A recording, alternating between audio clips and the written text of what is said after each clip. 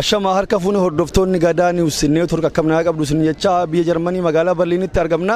Sagaleen keenya sun cufamee jira. Hiriirri magaalaa Berliinitti godhaa jiru har'a guyyaa lammaffaa isaati.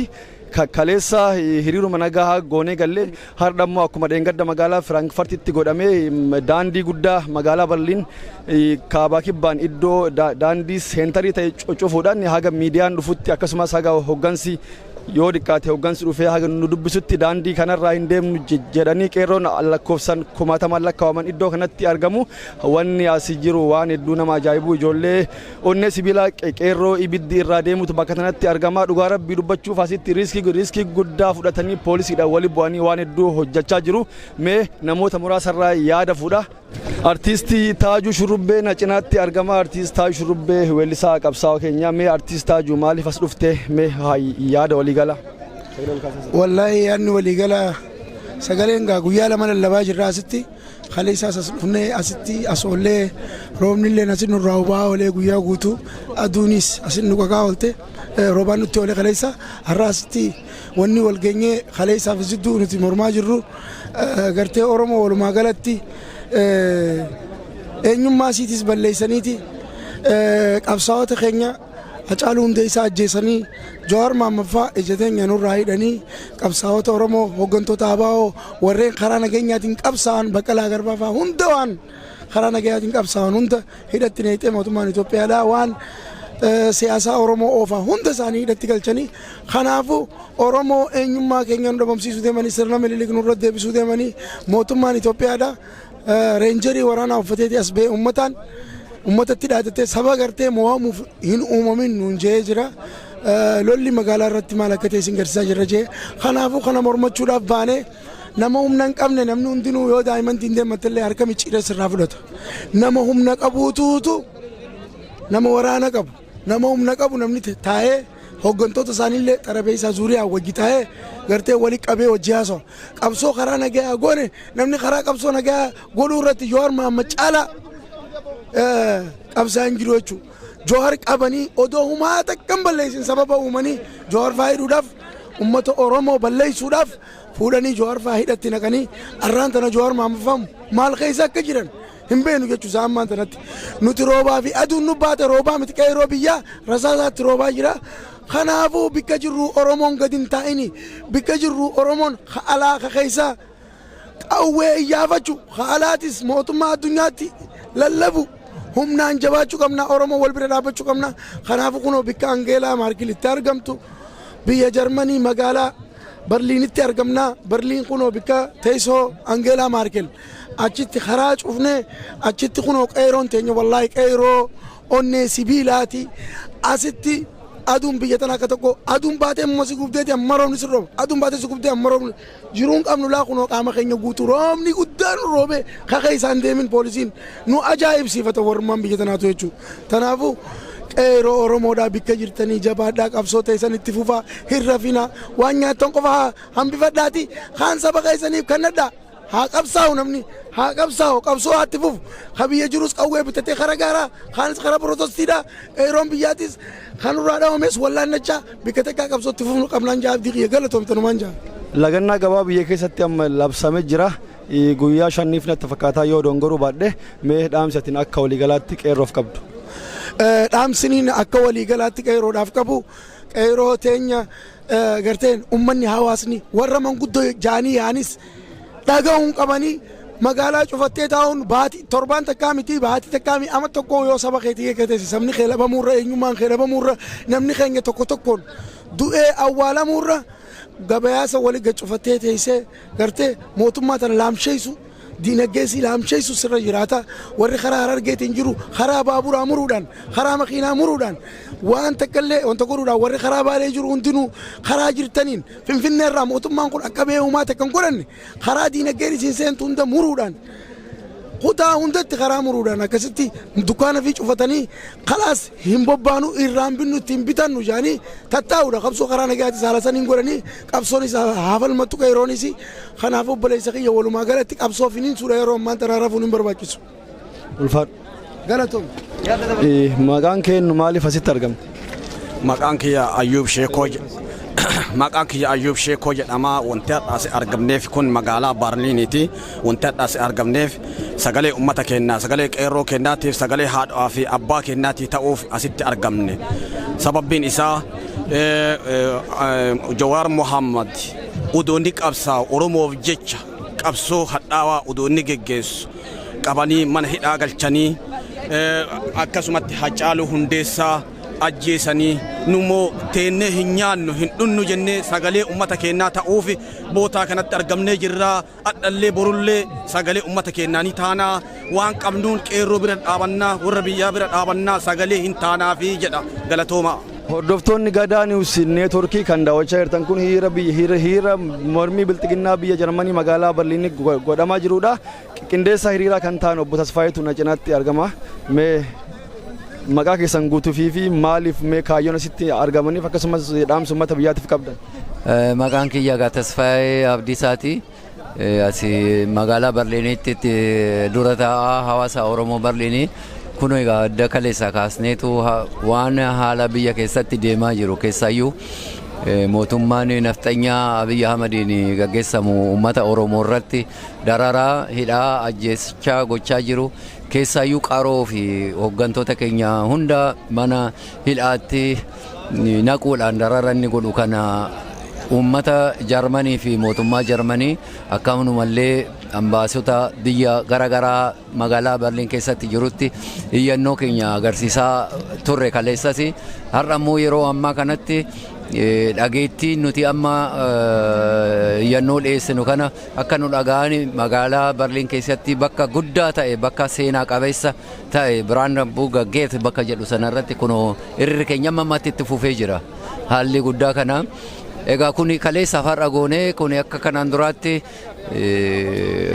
Abiy Ahmedii fi akkanumallee warri naftanyaa Oromoon torban tokko kan guyyaa tokko waccee galti jedhan sanaa miti guyyaadhaan amma haqaa fi mirga Oromoo arma mul'atee argamutti amma Oromiyaa bilisoomtee walaba taate mootummaan Oromoo tokko amma dhaabbattutti kana booda waan duubatti deebinu miti qeerroo fi qarroo'n akkanumallee namni Oromoo uummati Oromoo guutuu diddaa amma deemsisaa jiru kana hedduu dinqisiifannaa. Diddaan amma deemnu kun isa xumura garbummaa sana dhaabnee ijoollee keenyatti akka hin darbine biyyi keenya biyya bilisoomte Oromiyaa utubannee dhaabbannee mootummaa mataa keenyaa kan sirna Gadaa irratti utubame akka dhaabbatuuf wal'aansoo keenya biyyaa fi biyya alaatti wal qabsiisnee itti fufuun nurra jira. Abadan kana booda sirni nafxanyaa deebi'ee hin dhufu akka injifannu immoo abdii guddaa qabna. Odeeffannoo amma mana hidhaatii bahaa jiran jechuun odeeffannoon kun akka silaa konfirmi hin taane maaliif Jawaar Mohaammed haga lubbuun jiru aangoo irra turuu akka hin dandeenye waan already beekannatti fakkaata. Jawaar Mohaammed ajjeesuuf jechuun murtii du'aa itti murteessuuf obbo Baqqalaa Garbaa ammoo hidhaa umurii guutuu itti murteessuuf waan akkasitti hojjetamaa jira jedhamaa jira. Akkasuma ammoo ETV irratti illee dookumantarii qopheessaa jiru jedhamaa jira. Mee yaada kanarratti waan kanarratti waan isin dhaamtan maal?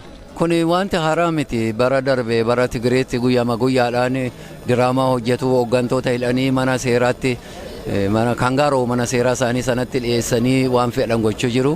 Amma akkuma jettan illee duratti miidiyaa gubbaarratti dhaga'ee jira.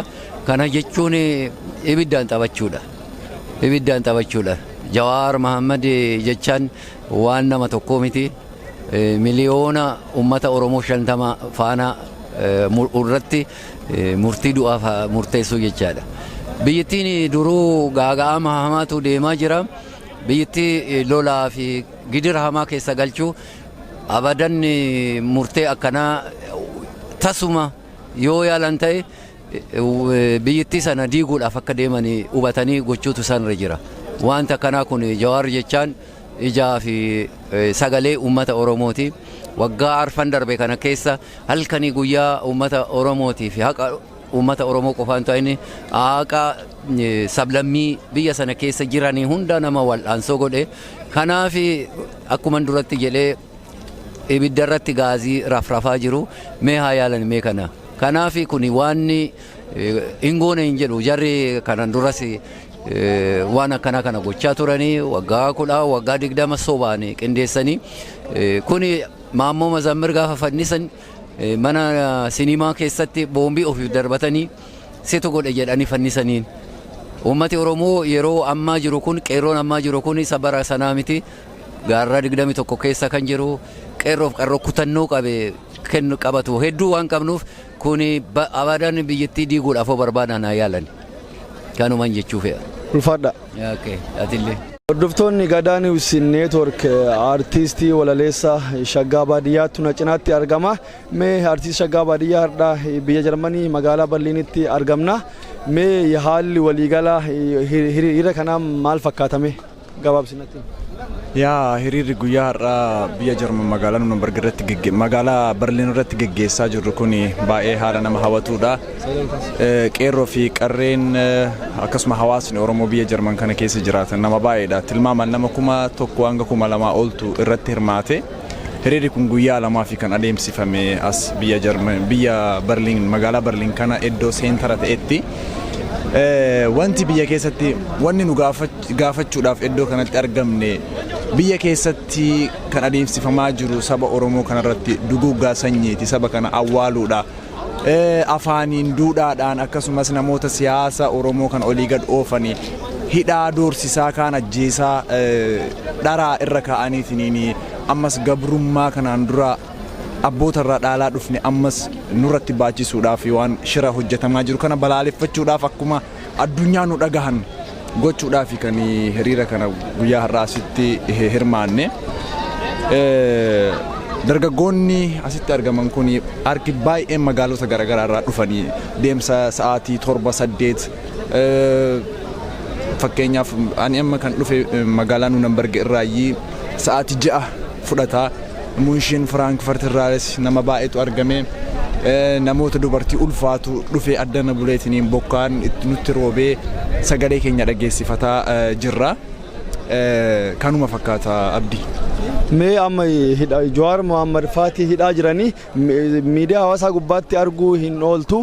Yaa naftanyichi Abiy Ahmed Jawaar Mohaammed ajjeesu malee nagaa hin argadhu waan jedhu fakkaata.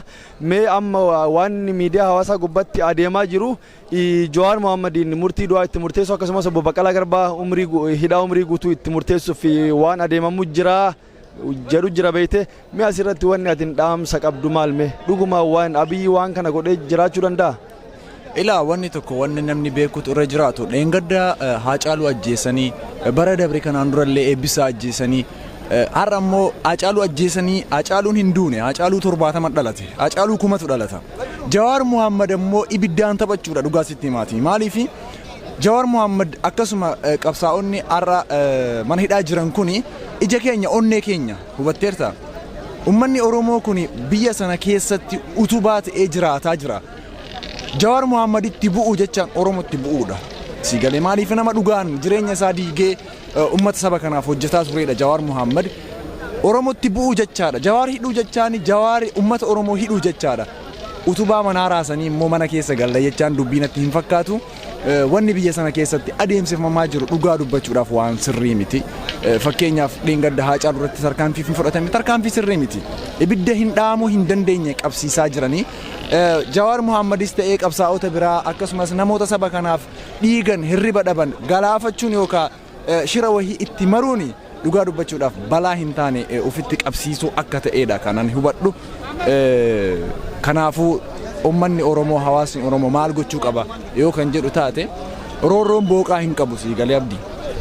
Bara hamma baraatti imimmaan booyaa bara hamma baraatti wal awwaalaa bara hamma baraatti addunyaa keessa deemneetiin hiriira booyaa hiriira gaddaa godhuun gahuutu irra jiraata.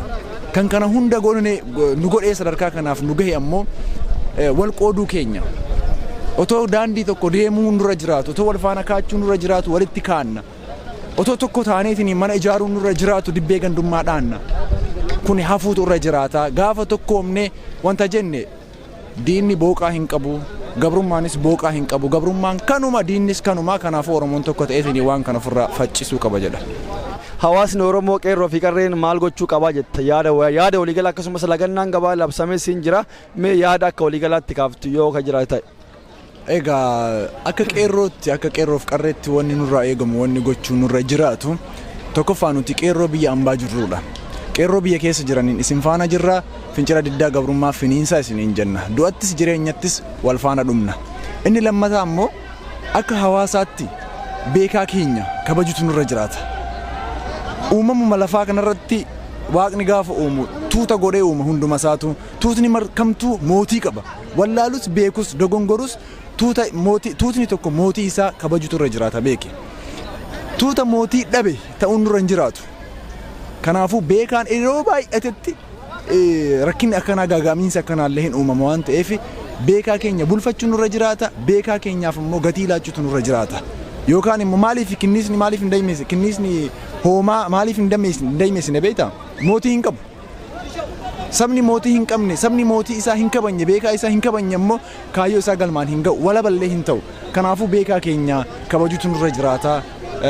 Kanan jedhaa ulfaadhu abdii. Ulfaadhu atillee.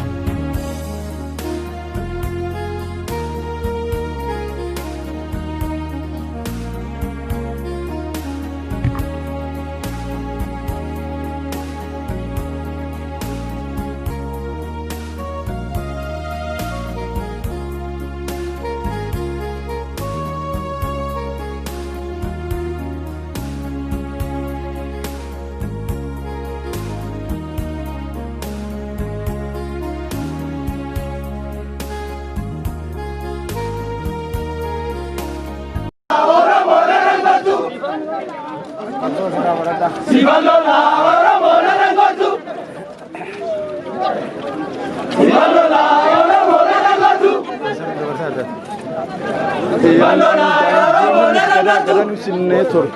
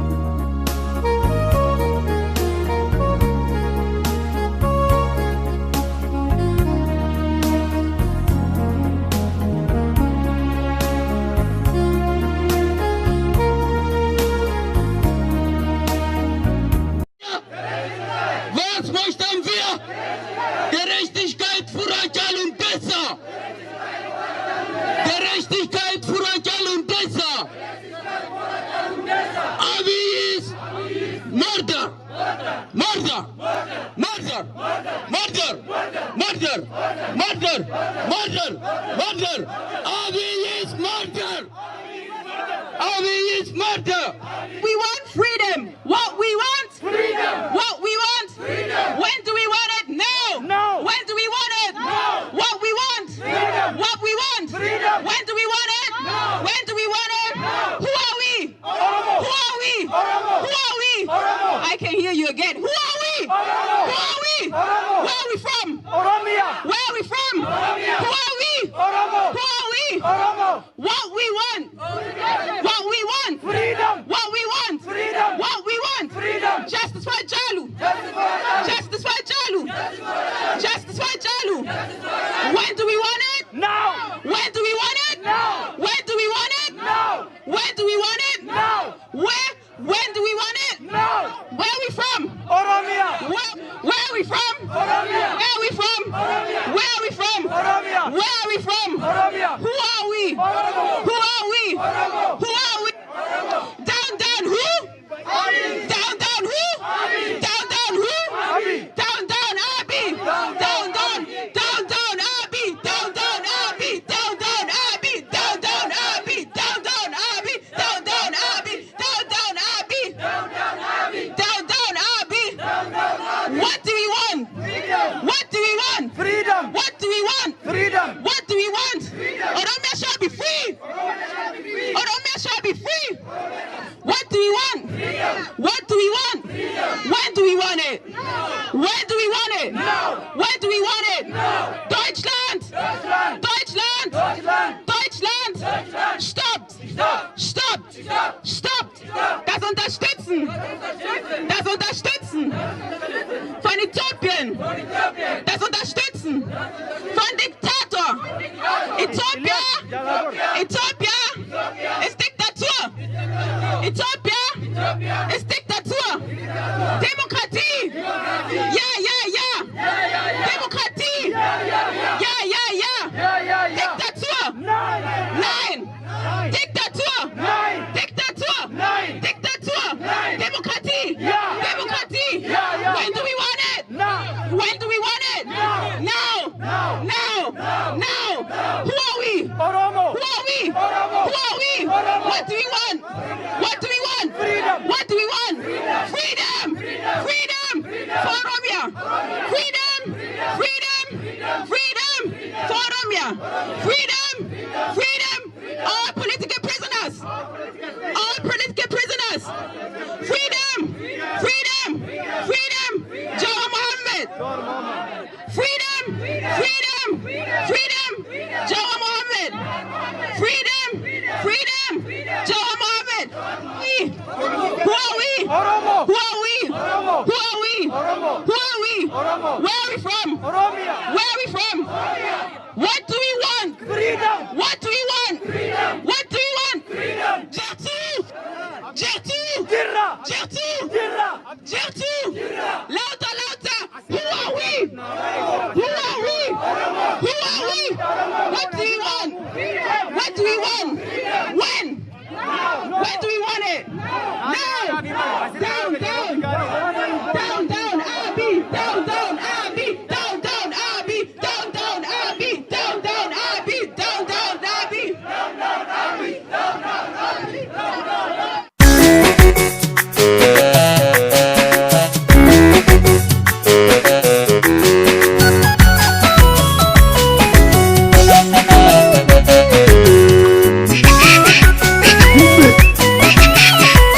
Move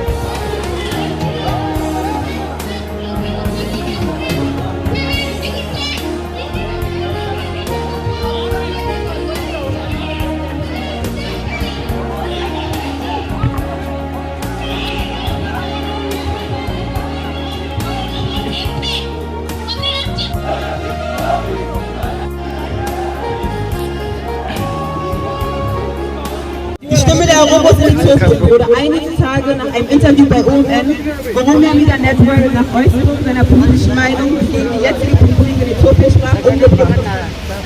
Daraufhin wurde der Oromo-Nachrichtensender OMN von der Regierung lahmgelegt und die dazugehörigen Mitarbeiter wie zum Beispiel Jawar Mohammed, der Gründer, Dejene Ntema, Chefredakteur, Girma Ntema, Direktor, Auf OMN. Yusuf Bishir und viele weitere wurden festgenommen. Es kam zu Verhaftungen von weiteren oromo-politisch aktiven Bürgern wie Bekele Gerber, Dr. Shiguk Geleta, ebenso wie Abdi Gasa, der Teil der OLF ist, der Oromo Liberation Front. Und hier sind es wieder viele weitere Namen. Hinzu kommen friedliche Demonstranten in Äthiopien, die ebenfalls festgenommen worden sind. Seit dem Tod von Hachalu Hundessa und aktuell mehr als 260 Menschen getötet. Man weiß nicht, wo die Gefangenen sich aufhalten, wie lange sie dort sein werden, wie sie behandelt werden oder ob sie überhaupt noch am Leben sind. Als wäre das nicht schlimm genug, wurde das Netzwerk blockiert im ganzen Land. Das alles geschieht in dem Land, das unter der Regierung von dem 2019 gekrönten Friedensnobelpreisträger Abiy Ahmed steht.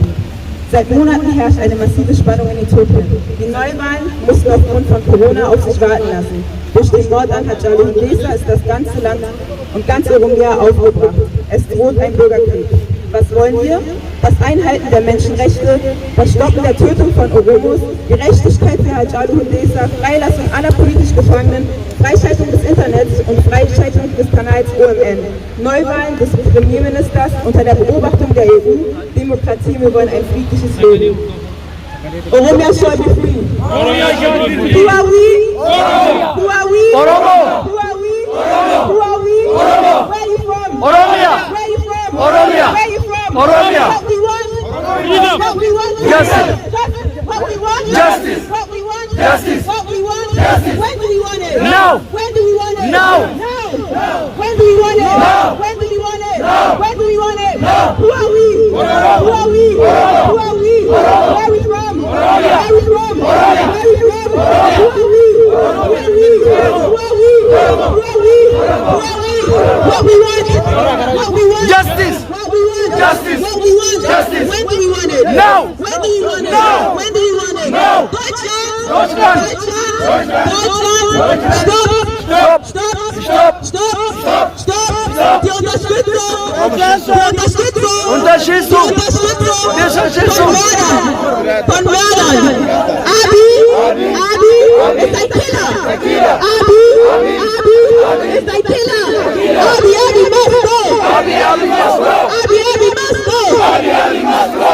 Abiy must go. Abiy must go. Down, down, Abiy. Down, down, Abiy. Down, down, Abiy. Down, down, Abiy. Down, down, Abiy. Down, down, Abiy. Was wollen wir? Freiheit. Was wollen wir? Freiheit. Was wollen wir? Freiheit. Was wollen wir? Freiheit. Was wollen wir? Freiheit. Wer sind wir?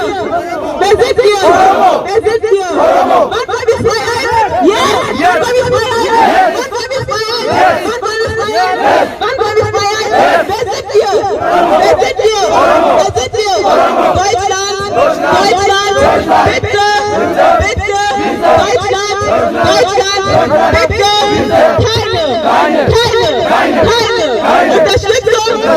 Unterstützung. Für Mörder. Für Mörder. Abiy ist ein Mörder. Abiy ist ein Mörder. Abiy ist ein Mörder. Abiy must go. Abiy must go. Abiy must go. Abiy must go. Abiy must go. Abiy must go. Abiy must go. Abiy must go. Down, down. Down, down. Abiy. Down, down. Down, down. Down, down. Abiy must go. Abiy must go. Abiy must go. Abiy must go.